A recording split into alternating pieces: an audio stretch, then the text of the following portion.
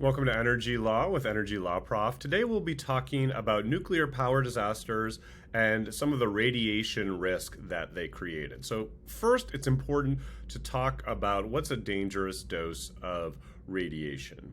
All of us are exposed to radiation every day. People are radioactive, food is radioactive. In fact, if you fly across the country, you're exposed to a bigger dose. If you have a medical scan, you're exposed to a bigger dose. It's typically not a problem. So the normal yearly background dose is about 4 millisieverts. That is how you measure radiation in millisieverts typically. If you look at some of these disasters, you'll see that people were exposed to higher levels of radiation. And the question is, to what extent is that a problem? If you were at the northwest edge of the Fukushima exclusion zone, you can see that you were exposed to 40 millisieverts, which is 10 times the normal yearly background dose.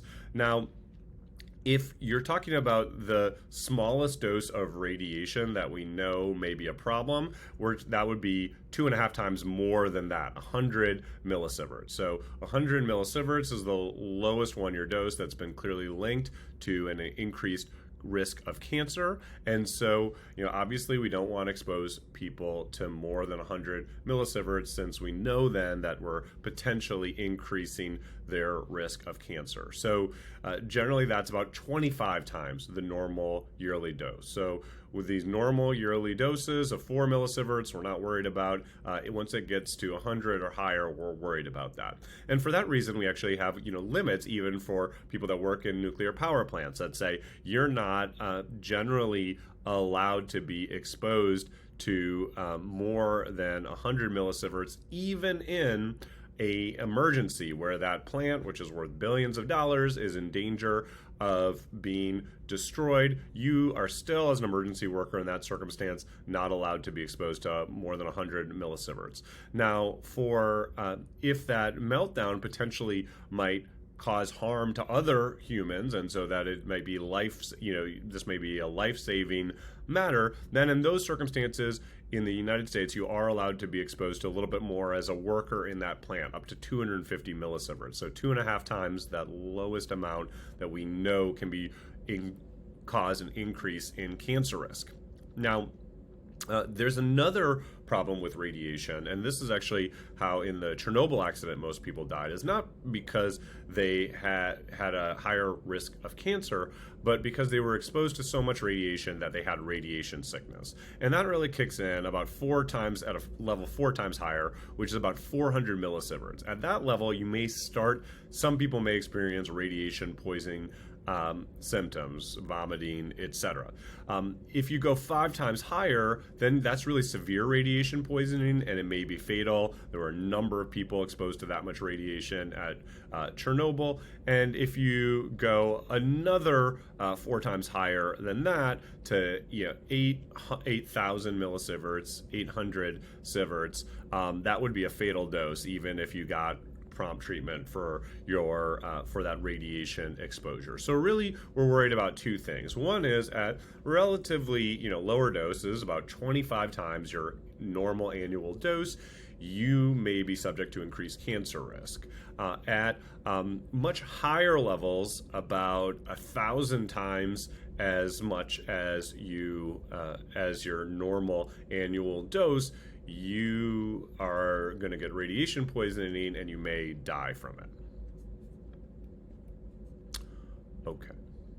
Now, remember, I'm just going to remind you where this nuclear power tends to be located. So nuclear power tends to be located in the United States, Japan, Russia, and France. Those are our biggest users of nuclear power. You can see in red, that's showing you operational reactors, and then you can see some of the planned ones in gray. So you can see that there are other countries like China or India that are expanding their nuclear power.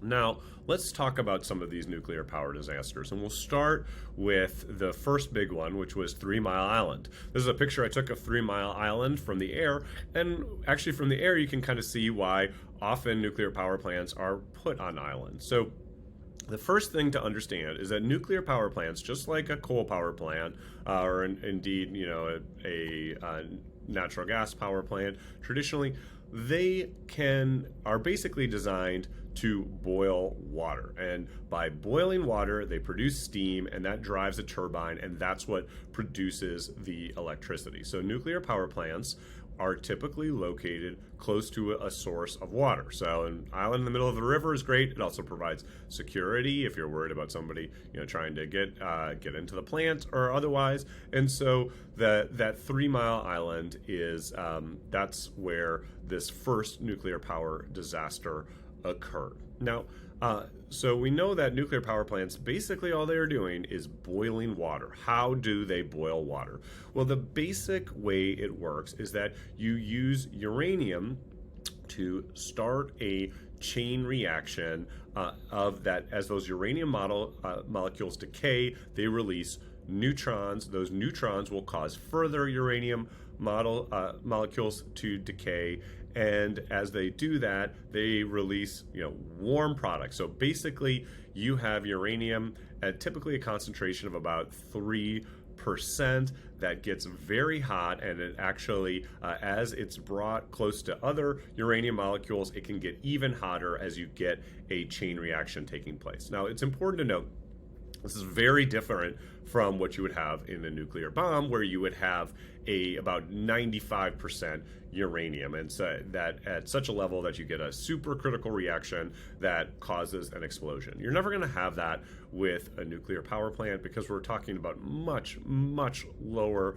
levels of concentration of uranium. So we're not going to have a nuclear explosion, but they do get very, very hot. And because they are used to heat water, you can have a number of kinds of problems with that fuel getting very hot. One problem that you can have is that if the fuel gets hot enough, it is in fuel rods, but those fuel rods may melt if they get extremely hot.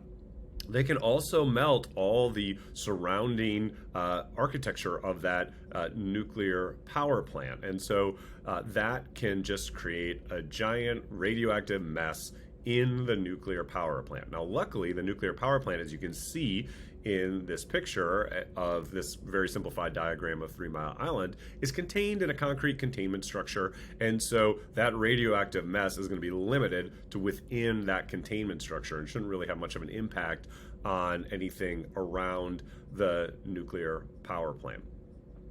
So, how do we actually start this chain reaction? Well, basically, we're bringing these fuel rods close to each other. Now, standing alone, that would get them a little bit hotter, but it wouldn't be enough to produce huge amounts of electricity like we want to by boiling a lot of water for steam. So, in fact, actually, we have to include a moderator, and what the moderator does is it slows down the neutrons that are coming from that uranium decay so that they're actually more likely to cause a chain reaction by hitting another uranium molecule and causing increased production of heat, which we're going to convert into electricity. And one great passive safety mechanism of every U.S. nuclear power plant is that water, which is in some ways speeding the reaction, if things get too hot or we don't have enough water coming in to the system, the great thing is that water boils off, and that's not good because it means we're no longer cooling the core, but it also means that there is no longer that moderator, which is actually increasing the rate of the chain reaction. And so the power produced by that plant will go way down. The heat produced by that plant will go way down. It still may be enough to melt down the core and cause a big disaster, but you're not going to have a really catastrophic ramp up in the heat from that system because of that sort of passive safety system. The other thing that we can use to slow down the power plant are these control rods. And the control rods basically absorb neutrons, so they slow down that chain reaction. And so we can use those to slow down the system as well. You can see here that basically all the nuclear power plant is doing is starting that chain reaction to boil water using that steam to drive a turbine to create electricity, and then that water is cooled down. That's what the big cooling tower that you probably the most prominent thing that you would see from a nuclear power reactor is for. And so that cools down the water, and so then the water can be returned to cool the core, boil off, produce more electricity. Now, what went wrong in 3 Mile Island? Well, several things. And as with many disasters, we talked about this with the Texas blackouts. Often when you get the big disaster that you all heard about, a lot of different things went wrong. So the first thing that went wrong is that the main water pump that was designed to keep putting water on the reactor, bringing new cold water to the reactor to be boiled off, went down. Now, there was a secondary water pump that was supposed to, in that circumstance, provide water. And so it was turned on, but as it turned out, somebody had manually turned off the valve, so that secondary valve did not provide water to the system. And so as that happened, you started to get more and more steam building up because there's not cool water being brought to the core. That increased the pressure in the reactor vessel, and then as the reactor was supposed to, basically you had a relief valve which released some of that water and steam and basically lowered the pressure in the reactor core, which was all great, except for that relief valve was just supposed to relieve the necessary pressure and then close back again. And unfortunately, it did not close back. It got stuck open. And so that meant water continued to be released from the reactor, and eventually those fuel rods would be uncovered. And if they're uncovered, then there can be too much heat that you can have that kind of meltdown where basically things start to melt. The other big problem is that when things start to melt, you also, at those very high heats, some of that water can be turned into hydrogen gas. Hydrogen gas is explosive, so you take a lot of heat and a lot of hydrogen gas, and you can get an explosion, which can further mess up things in the reactor. So, to prevent that, the reactor automatically initiated what's called a SCRAM, SCRAM, Safety Control Rod Activation Mechanism, which inserts the control rods into the core, and so that significantly slowed down the reaction. There's still a lot of heat coming off, but it's not, it's no longer an immediate danger of meltdown. But the problem is more and more water was getting out that open water valve. It starts heating up again and heating up more and more. So then you have an emergency cooling system that releases water onto the reactor, basically just dumps water onto the reactor that cools it down to a safe extent. And so at that point, people thought everything was okay.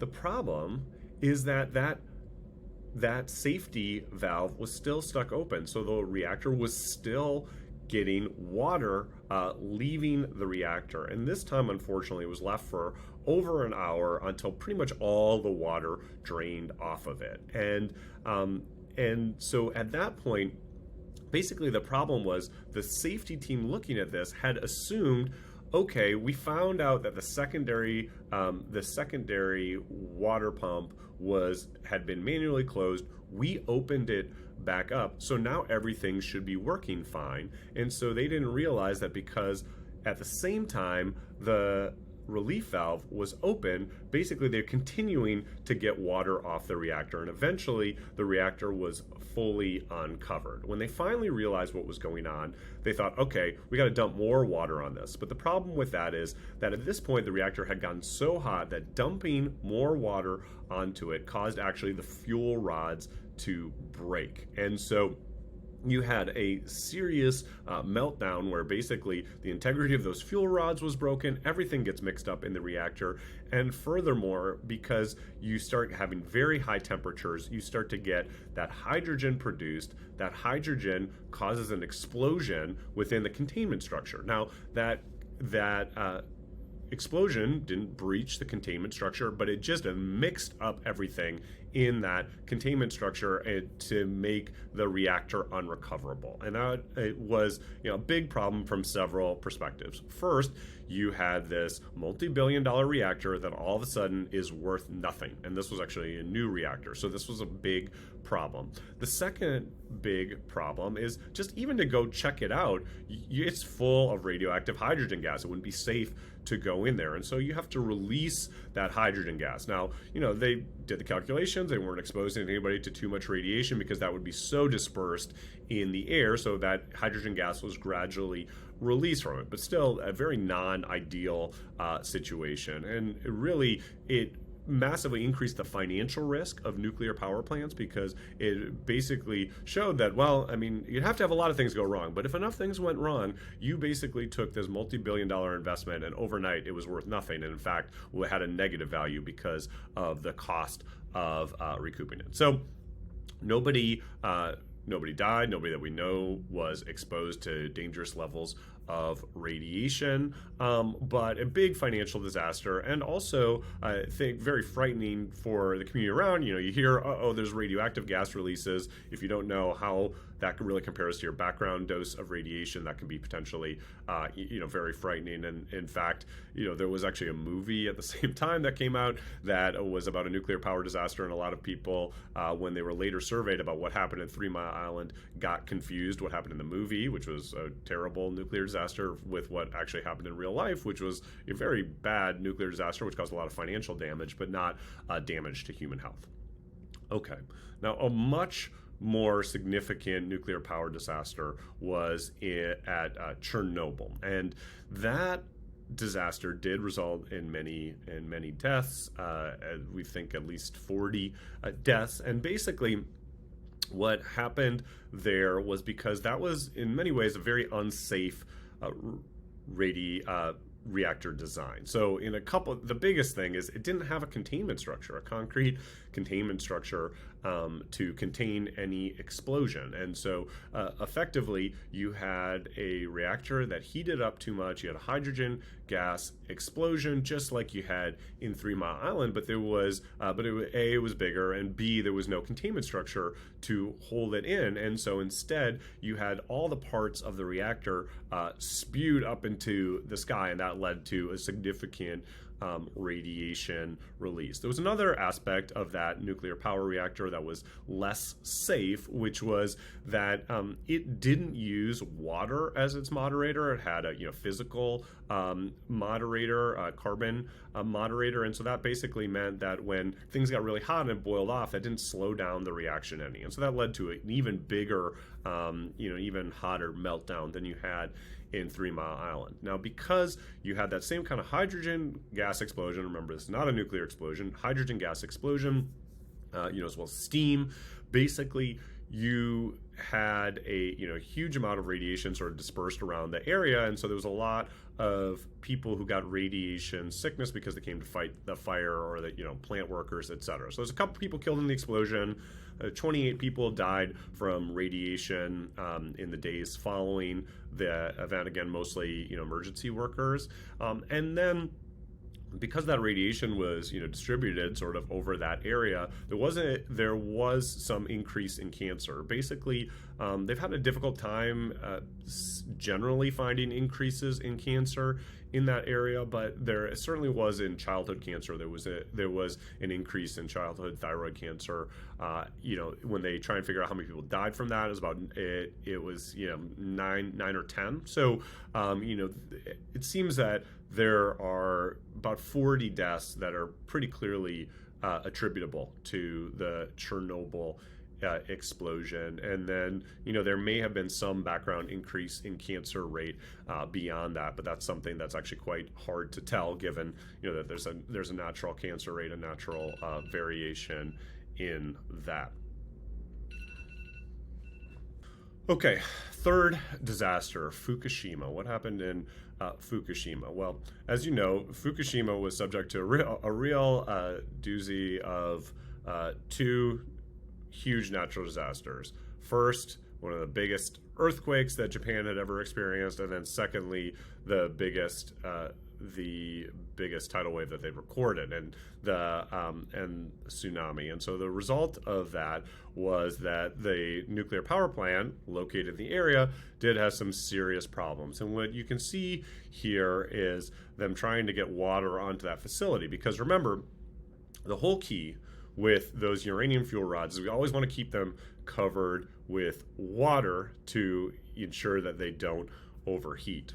Now, the containment vessels, amazingly, despite all this, despite the earthquake, despite the tsunami, weren't damaged. And so basically those containment facilities, continue to keep water on the nuclear core, and that was great. Now, there did have some challenges, which is that power to the power plant went down. Generally, there's a lot of redundant systems of power supply, in addition to pulling power from the grid to make sure their water pumps work. They also have diesel generators, and they have batteries. The problem is that the diesel generators were also damaged by the tsunami. The batteries worked for a while, but eventually ran out, and they couldn't get those diesel generators repaired because of the general damage to the area. And so it became a real challenge to continue getting water onto the core. The bigger the challenge, and where they broke down to some extent, was that after those nuclear power rods are done being used in the core, so typically they can operate for 5 years, but after that they need to be stored outside the core because they're still a little bit hot, and so they need to be stored in water pools, and those water pools were on top of the reactor. And so basically you had nuclear fuel rods, used rods, being stored in water above the general reactor. And we know that if that water, for whatever reason, is removed, they will start to heat up, and they'll start to create steam. That steam creates a buildup of pressure. If it gets high enough, you can have hydrogen gas build up. If it gets hot enough, you can get hydrogen gas build up. That can cause an explosion. So there's a lot of things that can cause an explosion if water fails to continue to be on those used fuel rods. And that's what happened in this case, is that those storage pools were damaged by they're not within the strongest central containment structure, and so they were damaged by the earthquake. Water starts running off of them. You don't have the pumps to continue putting water on those spent fuel rods, and that does lead to explosions. Now, it typically leads to explosions in sort of the top structure, where it's actually designed to have to blow off the doors basically without damaging the rest of the containment structure. And so for that reason, we see that basically what you can see in this diagram and also in this picture is that you basically get the top of those containment structures, the top of those spent fuel storage pools blown off, and then they're basically trying to get more water on that to cool it down. Now, so that was a big problem. It did lead to a release of radiation. We don't have any deaths from that, or any yet sign of increased cancer risk. As we said, at the edge of the exclusion zone, you'd still be well under the amount that we know can cause an increased risk of cancer. So Fukushima, Daiichi, more, definitely people were exposed to more radiation. We're hopeful that's not going to lead to more cancers. So obviously Chernobyl being the worst disaster, Fukushima, Daiichi being the sort of second, and then 3 Mile Island where nobody was exposed to extremely dangerous levels of radiation. That's more of a sort of just a financial issue, particularly because it was a new power plant.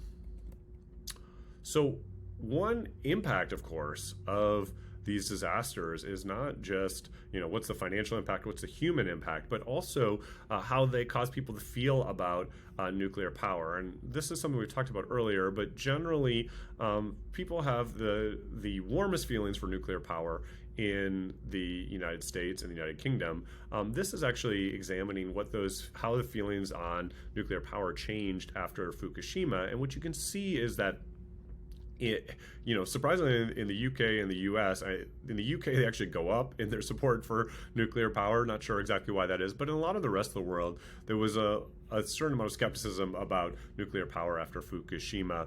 Nuclear power was actually never very popular in Japan. You can see people thought it wasn't a relatively safe or important electricity source. Even before that, it was only 20% of people who thought that, but after it went down to 6%. You can see in Germany a similar story.